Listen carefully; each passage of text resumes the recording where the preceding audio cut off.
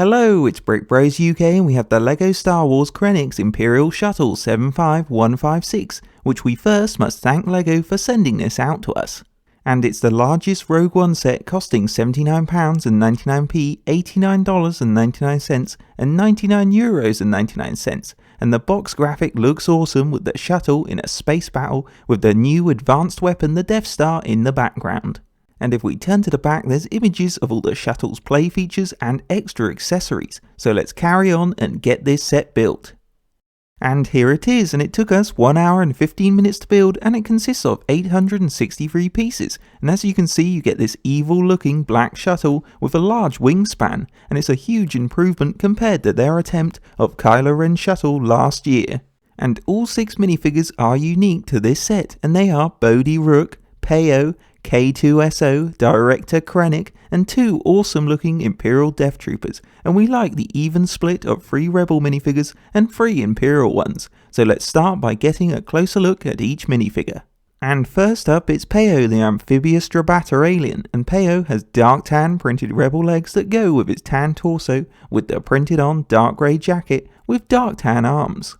They have also given Peo a tan and brown hat we've never seen before, and it adds to his unique look.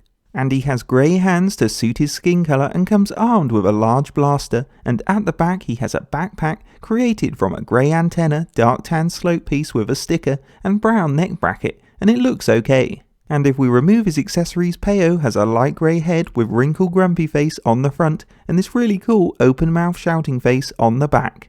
And now you can see the rest of the torso's printing, and overall Peo is a cool new unique Rebel alien to get. Next up it's Bodhi Rook, who's a skilled pilot for the Rebels, and he has plain dark grey legs which are a little boring, but they go with his dark grey torso with really nice printed on brown jacket. He also comes armed with a small blaster, and like Peo has a brick built backpack with clip piece and grey blaster piece, and it's a cool extra.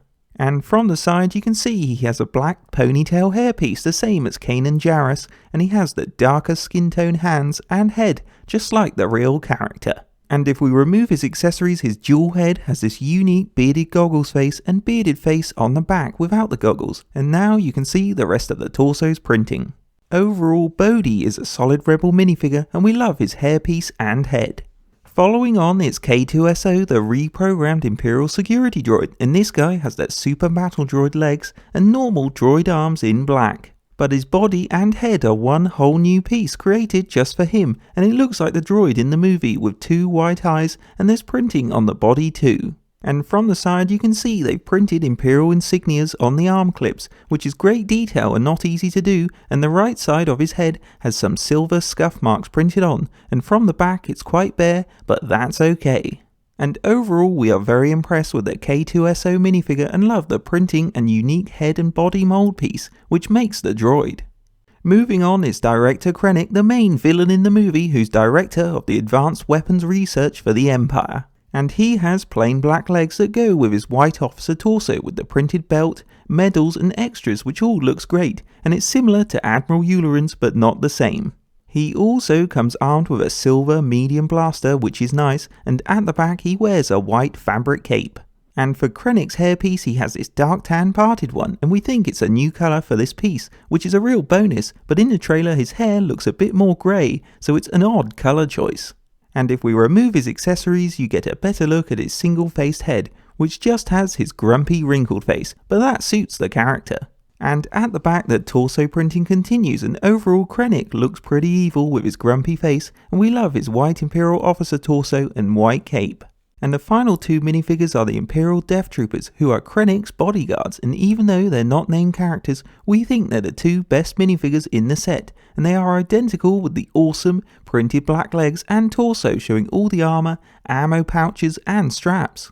And they both come armed with a medium blaster each and have a printed black pauldron on their right shoulder for extra armour, and we like the added detail. And at the back the good torso printing continues, and the best part of these troopers is the new black Death Trooper helmets, which are glossy, and there's new moulding on the side, and at the front they added the 2 green dots with silver in the centre, and they just look so boss. And if we remove the accessories, they both get a standard single-faced angry head, which is a bit boring, and overall these guys are so cool, and with the new helmets, nice printing, and pauldrons, they're well worth having in your Imperial Army, and we hope they put them in the upcoming battle packs. And now we have the shuttle build, which is quite big at 33 centimeters tall in landing mode, but it's a good solid glossy black colour all over, and the designers have done a great job turning Krennic's shuttle into a recognisable LEGO model, unlike last year's Kylo Ren shuttle, and the triangular body looks good with a fin on top and wings either side. And the first and main feature are its two foldable wings, and they fold just like the real shuttle, which is great for play. And thanks to the Technic connections and bionicle ball joints you see here, they are more stiff, which means they can be left upright and they won't fall down, or they can be put easily into a flying position too, which is really clever, and it looks great with its extended wings at the bottom. And on the wings underside you can see lots of plates build them up, and on the other side it's got a lot of those flat tile plates giving them a glossy finish, and on the end of each wing is this cone brick on a bar with red light for extra detail. And just at the bottom on the underside of each wing is a spring-loaded missile armament, which will be useful for attacking rebels. We will show this off later on. Moving on from the wings, we have its triangular body, and it's got lots of slope pieces building up its front armour at an angle, with tiles adding to its glossy look. And at the bottom on each side are these double Technic cannons, which we think that spring-loaded missiles fire for.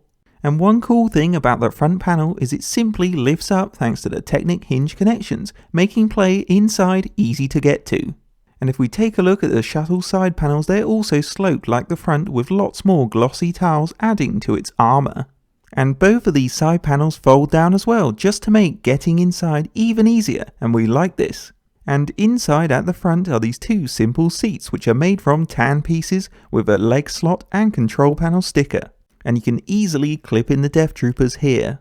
And one really cool thing is they added in two more seats either side, so you could clip in spare Imperial Troopers you might have too, which is great for play. And between the two front seats is this hinged grey ramp with grille pieces for detail. And you can pop this down when you've landed so Krennic can walk out, but we found he only just fitted down the ramp from inside, and it's a bit of a tight fit, but it's a nice extra play feature. And on the middle section of the shuttle is Krennic's raised pilot seat, where they've added these Imperial light stickers either side, adding some great Star Wars detail to the inside, which is a bit bare looking. And Krennic's special pilot seat is covered by this really cool black cockpit canopy with window at the front and sides, and this simply lifts up so you can get to the pilot seat. And his controls are more superior to the Troopers with a large sticker one and smaller printed control, all adding to the pilot's area, and his seat is white with slope pieces and a grille piece creating his backrest. And if you don't want to open up the canopy, you can step up to the pilot's seat from below because they've added these grilled steps, which are handy. And Krennic can easily be clipped in to take control of his shuttle, but you might need to fold up his cape like we did so it doesn't get squashed. And then you can fold down the canopy ready to fly off. And now we come to the shuttle's back fin piece, which is quite big and made from lots of black and dark grey bricks with slope ones at the back with a red light on top, and we love the jagged piece running down the front of it, adding a different textured look, and this fin is static so it won't move like the wings. And if we come to the back, you can see its two main engines created from grey rounded plates with added trans-light blue pieces for thrusters. And it's a really nice touch how they added a mechanical sticker between them for more detail. And if one ramp wasn't enough, there's a second, and the whole back folds down, revealing a small 4 red clip storage area where you could put spare blasters and accessories. And if we take a look underneath, the shuttle gets held up by its black and dark grey landing skis, which are quite small compared to it, but they do the job.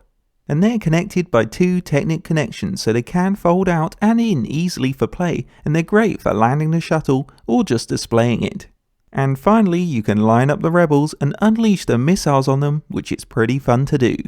On a final note, Krennic's Imperial Shuttle is actually a pretty nice set, and it is the most expensive set from the Rogue One wave, but we think it warrants that price. Because all the minifigures are unique and very detailed, especially the two Death Troopers, and Krennic and K2SO have big roles in the movie and are must-haves. But the shuttle build is really good, and after the disappointment of Kylo Ren's last year we didn't know what to expect, but this one's blown us away with its glossy black finish and great folding wings which fold like the real shuttle. It also has working landing gear, 2 ramps, and the inside is small but functional with space for more troopers, and we'd highly recommend getting this set, and Brick Bros UK is giving it a brick rating of 4.5 out of 5 bricks. Hope you enjoyed a Brick Bros UK review. Don't forget to check out our channel for more set reviews and like, comment and subscribe to Brick Bros UK.